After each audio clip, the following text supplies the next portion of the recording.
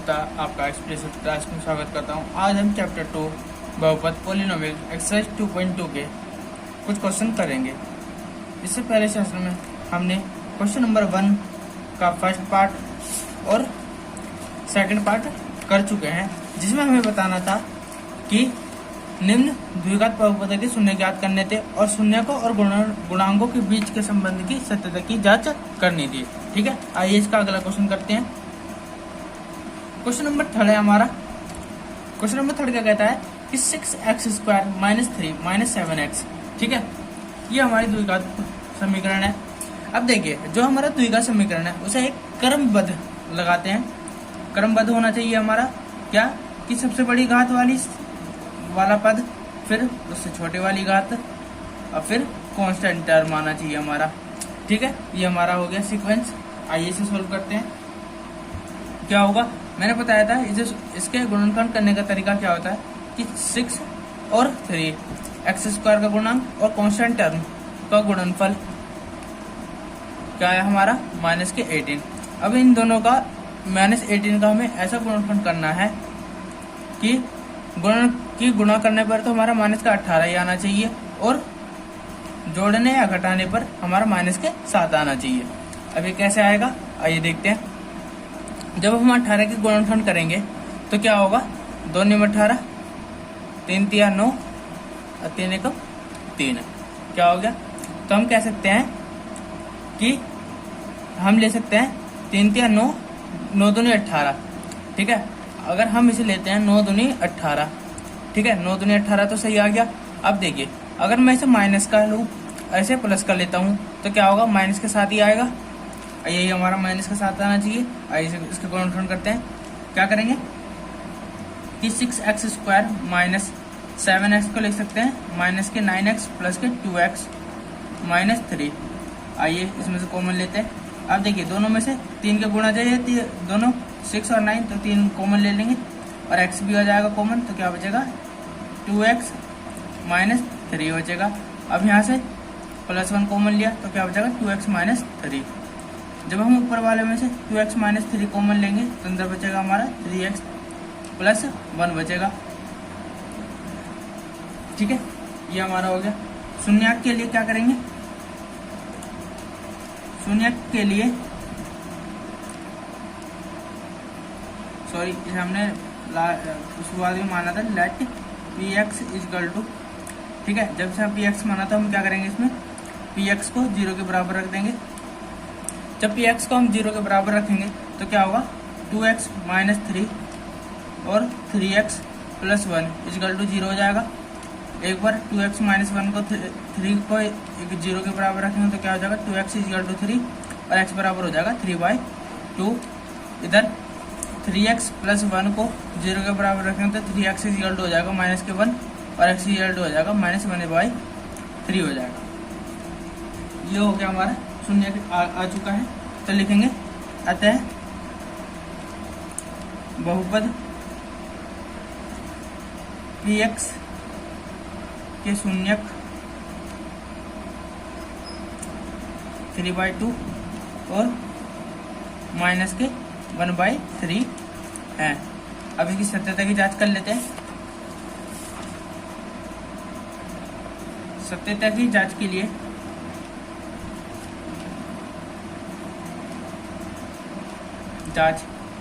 सत्यता की जांच कैसे होगा, आइए देखते हैं। अब माना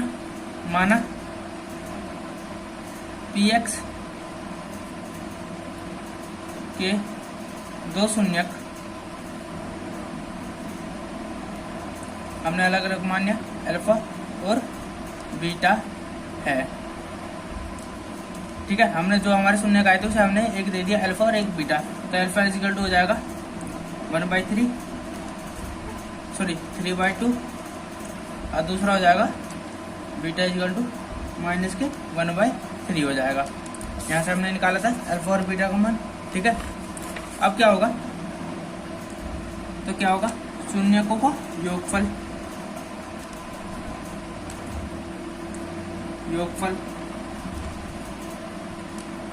शून्य का योगफल होगा तो क्या हो जाएगा हमारा alpha plus beta equal to होता है हमारे माइनस बी अपॉन ए के। ठीक है, मैंने बताया था बी क्या होता है हमारा, बी होता है हमारा एक्स का गुणांक और ये होता है हमारा एक्स स्क्वायर का गुणांक। ठीक है, तो अल्फा इक्वल टू बीटा हो जाएगा, तो लिखा लेंगे अल्फा लेफ्ट हैंड साइड लेंगे तो अल्फा प्लस बीटा हो जाएगा। अल्फा का मान 3/2 प्लस अब बीटा का मान माइनस के 1/3। इसे सॉल्व करेंगे तो क्या हो जाएगा 3/2 माइनस के 1/3। एलसीएम आ जाएगा हमारा 6, 2 तिया 6 तो 3 तिया 9 हो जाएगा और 3 दूनी 6 तो 2 एकम 2, 9 में से 2 गया 7/6 आ गया। ये आ गया हमारा लेफ्ट हैंड साइड। आइए करते हैं right hand side. Right hand side हमारा है कि माइनस बी अपॉन ए। ठीक है, आइए करते हैं सॉल्व। अब यहाँ से हमारा इस इक्वेशन से हमारा यहाँ से हम ए बी सी भी निकाल सकते हैं। ए इक्वल टू हमारा 6 है, एक्स स्क्वायर का गुणांक होता है, बी हमारा एक्स का गुणांक होता है माइनस के 7 हो जाएगा और सी हमारा कॉन्स्टेंट टर्म माइनस के 3 हो जाएगा। तो क्या हो जाएगा माइनस हमारा न्यू रहेगा, माइनस बी कितना है, बी हमारा कितना माइनस के 7 और ए कितना था 6 था, तो क्या हो जाएगा 7/6। इससे हमारा लेफ्ट हैंड साइड बराबर है राइट हैंड साइड के। ठीक है, तो हमारा शून्यकों का योगफल तो बराबर आ चुका है। आइए इसका प्रोडक्ट देख लेते हैं। तो होगा शून्यकों का गुणनफल।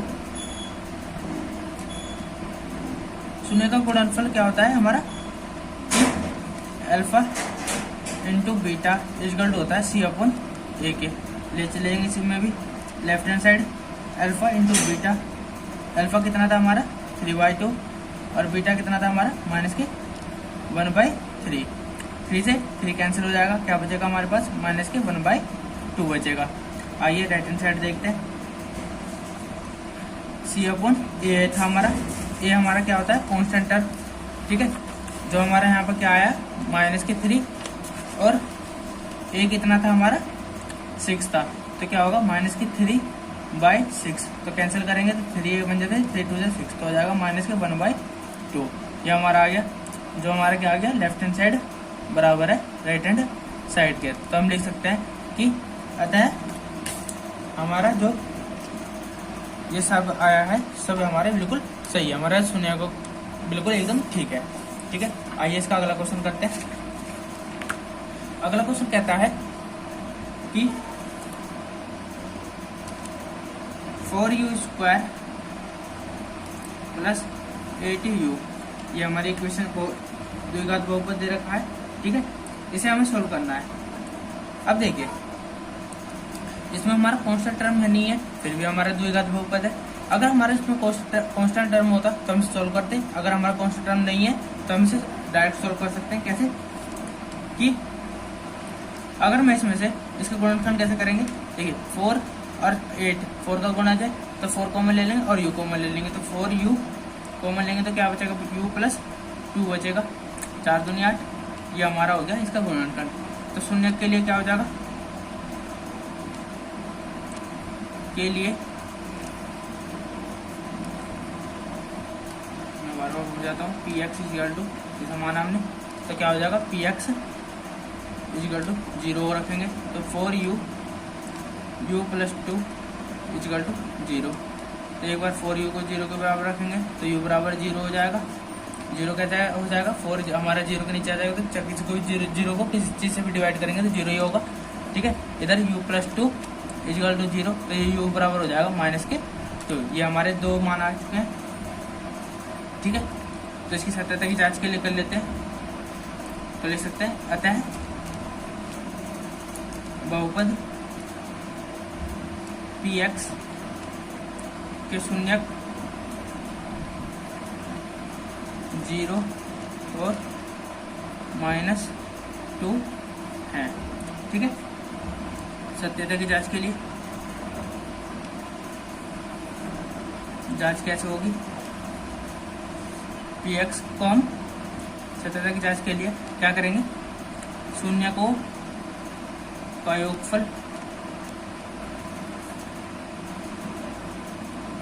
क्या होता है अल्फा प्लस बीटा, हमने माना इसे योगफल में।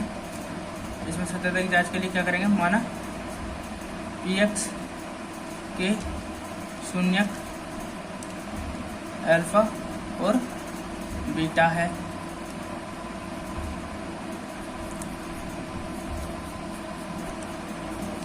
तब अल्फा बराबर 0 माना एंड बीटा बराबर -2 माना। ठीक है, फिर क्या करेंगे, शून्यकों का योगफल, जिससे क्या होगा, अल्फा प्लस बीटा बराबर होता है -b/a की। लेफ्ट हैंड साइड लेके चलेंगे, अल्फा प्लस बीटा, अल्फा कितना था हमारा 0 और बीटा आया हमारा -2, तो क्या हो जाएगा 0 - 2 या फिर -2। ठीक है, ले चलेंगे राइट हैंड साइड, क्या होता है हमारा -b/a। अब देखिए यहाँ से हमारा क्या है, अगर मैं इसमें 0 मान लूँ, ठीक है, अभी हमारा इक्वेशन है, अब इसमें हमारा b क्या है, हमारा a हमारा 4, b = है 8 और c = है 0। ठीक है, ये हमारे ABC के मान है। ठीक है, अब यहाँ से हमें क्या पता चलेगा, b माइनस b हमारा कितना आया 8 और a कितना है 4, तो कैंसिल हो जाएगा, 4 दूनी 8 -2 आ गया। तो लेफ्ट हैंड साइड बराबर है राइट हैंड साइड के। आइए अगला पॉइंट देखते हैं, शून्यकों का गुणनफल क्या होता है, अल्फा इंटू बीटा = c/a। ले चलेंगे, इसमें भी लेफ्ट हैंड साइड क्या है, अल्फा इंटू बीटा, अल्फा कितना है हमारा 0 और बीटा कितना है हमारा -2, और 0 को किसी चीज से भी मल्टीप्लाई करो क्या होता है 0 ही होता है। ठीक है, राइट हैंड साइड लेके चलेंगे, राइट हैंड साइड होता है हमारा c/a, c कितना हमारा 0, a कितना है 4। अब देखिए किसी को भी 0 को किसी चीज से भी डिवाइड करो क्या आता है हमारा 0, तो यहाँ भी हमारा left hand side = right hand side है। इससे हमारी सत्यता की जांच होती है कि हमने जो शून्य निकाला है बिल्कुल सही है। आइए इसका अगला क्वेश्चन करते हैं। अगला क्वेश्चन है कि 5th क्वेश्चन है हमारा कि t² -15 है। ठीक है, अब इसमें क्या है हमारा, इसमें हमें दे रखा है कि ये हमारी इक्वेशन बहुपद दे रखा है, द्विघात बहुपद दे रखा है, जिसमें हमारा x वाली टर्म नहीं है। ठीक है, सॉरी t वाली टर्म नहीं है, इसमें स्क्वायर वाली टर्म है, सिंगल घात वाली कोई टर्म नहीं है। तो इसे हम सोल्व कैसे कर सकते हैं कि अगर मैं इसे t² अगर मैं इसे √15 लिख लूँ और √15 का स्क्वायर कर दूँ तो ये 15 ही आ जाएगा, क्योंकि स्क्वायर से रूट कैंसिल हो जाता है। ठीक है, अब ये क्यों करा हमने, क्योंकि ये हमारा किसका रूप बन गया है, हमारा a² - b² का फॉर्म बन गया। देखो ये a हो गया, ये b हो गया, b की जगह √15 है, और इसे हम लिख सकते हैं क्या, एक बार प्लस में और एक बार माइनस में लिख सकते हैं। इसी टर्म को हम या समझते हुए इसे लिखेंगे t² √15 का स्क्वायर हो जाएगा, जिसे हम लिख सकते हैं t + √15 और t - √15। ये हमारे इसके गुणनखंड हो गया, ये हमारा गुणनखंड करने का तरीका है। ठीक है, अब क्या करेंगे, इसे भी लेट करा था हमने px = ठीक है, अब क्या करेंगे, शून्यकों के लिए क्या करेंगे, इसमें हम कि px को हम क्या करेंगे 0 के बराबर रख देंगे। जब हमने px को 0 के बराबर रखा था, t + √15 और t - √15 = 0 हो गया। t + √15 को हम 0 के बराबर रखेंगे तो क्या हो जाएगा, t = -√15। ठीक है, और t - √15 को 0 के बराबर रखेंगे तो t बराबर आ जाएगा √15 के। ठीक है, ये हमारे शून्य निकल चुके हैं। आइए अब सत्यता की जांच करते हैं। इसमें सत्यता की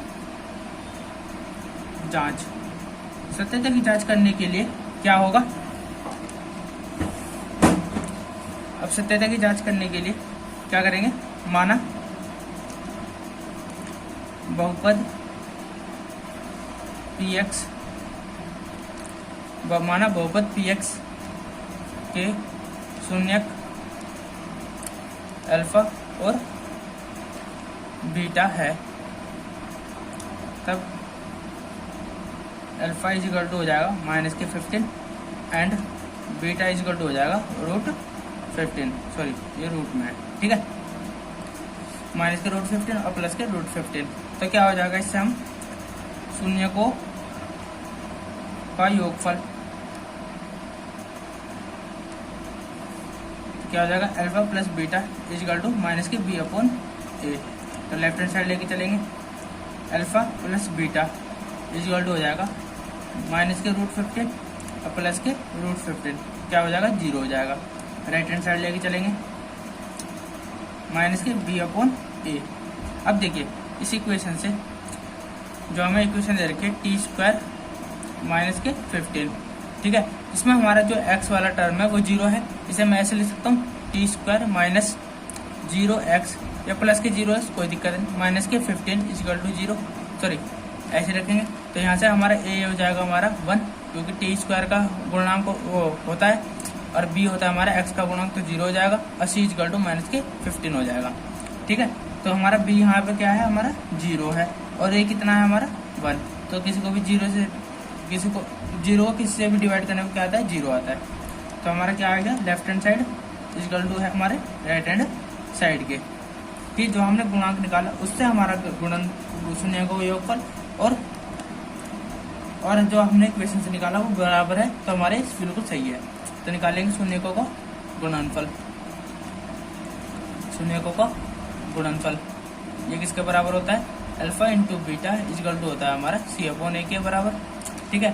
लेफ्ट हैंड साइड लेके चलेंगे, अल्फा इंटू बीटा, अल्फा कितना था हमारा माइनस के रूट 15 और इंटू में प्लस के रूट 15, प्लस माइनस माइनस हो जाएगा और रूट 15 के रूट 15 में देखिए जब भी हम किसी भी चीज़ का रूट, अब देखिए रूट 15 है, रूट 15 है, तो इसमें क्या हो जाएगा, रूट 15 का स्क्वायर हो जाएगा और स्क्वायर से रूट कैंसिल हो जाएगा, तो क्या हो जाएगा माइनस के 15।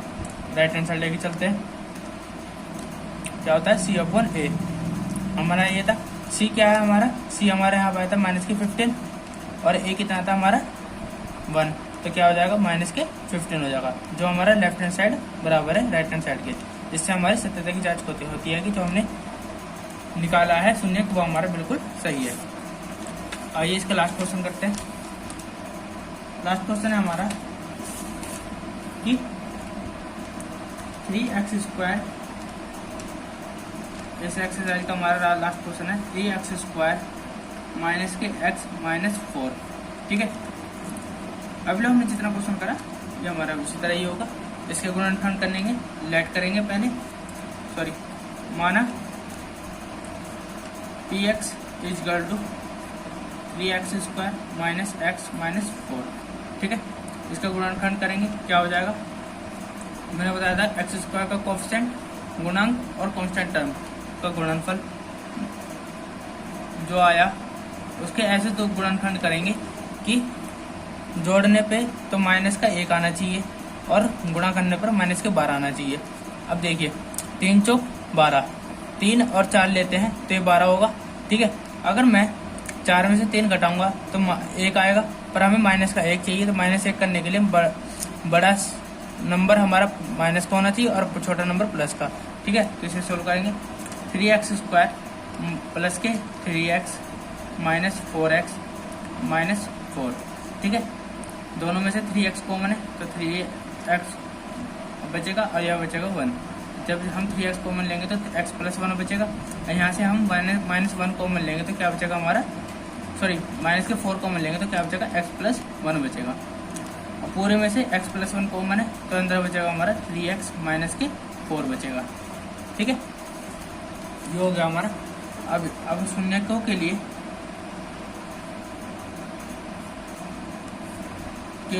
क्या करेंगे, हम px को 0 के बराबर रखेंगे। जब हम px को 0 के बराबर रखेंगे तो क्या होगा, x प्लस 1 3x minus 4 is equal to 0 हो जाएगा। तो x प्लस 1 को 0 के बराबर रखेंगे तो x इक्वल टू हो जाएगा माइनस के 1, और 3x माइनस 4 को 0 के बराबर रखेंगे तो क्या हो जाएगा, 3x इक्वल टू 4, तो हो जाएगा x इक्वल टू 4/3 हो जाएगा, ठीक है। ये हो गया हमारा शून्य। तो क्या लिखेंगे, अतः बहुपद px के शून्यक -1 और 4/3 है। ठीक है, अब सत्यता की जांच कर लेते हैं। सत्यता की जांच करने के लिए क्या करेंगे हम कि माना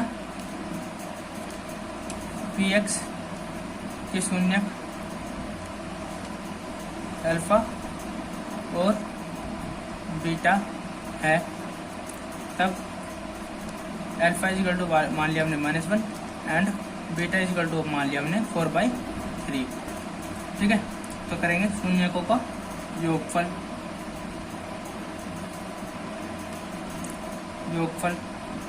अब हमें पता है कि alpha plus beta equal to होता है माइनस के b/a की। ठीक है, तो लेफ्ट हैंड साइड लेके चलेंगे। अल्फा प्लस बीटा, अल्फा कितना है हमारा -1 और बीटा कितना है हमारा 4/3। इसे सॉल्व करेंगे तो क्या हो जाएगा -3 + 4/3, तो हो जाएगा हमारा प्लस के 1/3 हो जाएगा। राइट हैंड साइड लेंगे तो राइट हैंड साइड क्या है हमारा -b/a। अब देखिए इस इक्वेशन से हमारा हम निकाल सकते हैं a है हमारा 3 और b है हमारा -1 और c है हमारा -4। हमने बताया था कि जो a होता है हमारा x² का कोफिशिएंट या गुणांक, और b होता है हमारा x का गुणांक, और c होता है हमारा कांस्टेंट टर्म। जो हम लेते हैं वो ये इक्वेशन तो हमेशा प्लस में रहती है, पर हम माइनस सहित नंबर जो नंबर होते हैं वही लेते हैं। ठीक है, तो क्या हो जाएगा माइनस के b का मान कितना हमारा -1 और a कितना हमारा 3, तो क्या हो जाएगा प्लस के 1/3, जिससे हमारा लेफ्ट हैंड साइड बराबर है राइट हैंड साइड के। ठीक है, आइए शून्य का होगा गुणनफल देख लेते हैं। गुणनफल, शून्य का गुणनफल क्या है कि alpha into beta equal to होता है हमारा c/a के। तो लेफ्ट हैंड साइड लेके चलेंगे। Alpha into beta equal to होगा -1 × 4/3, तो हो जाएगा हमारे -4/3। राइट हैंड साइड लेंगे। राइट हैंड साइड होता है हमारा c/a, जो हमारे इक्वेशन से c आया है -4 और a हमारा 3, जो किसके बराबर है लेफ्ट हैंड साइड के बराबर है। तो क्या होगा लेफ्ट हैंड साइड बराबर होगा हमारा राइट हैंड साइड के। ये हमारे क्वेश्चन नंबर 1 के सारे क्वेश्चन हो चुके हैं। ठीक है, मैं उम्मीद करता हूँ आपको ये एक्सरसाइज बहुत अच्छी लगी होगी, पसंद आया होगा और समझ में आया होगा। ठीक है, धन्यवाद। आप इसका सब्सक्राइब शेयर और जरूर करें कि जिससे और बच्चों को भी आसानी से 10th क्लास को और इंटरेस्टिंग समझने में आसानी हो।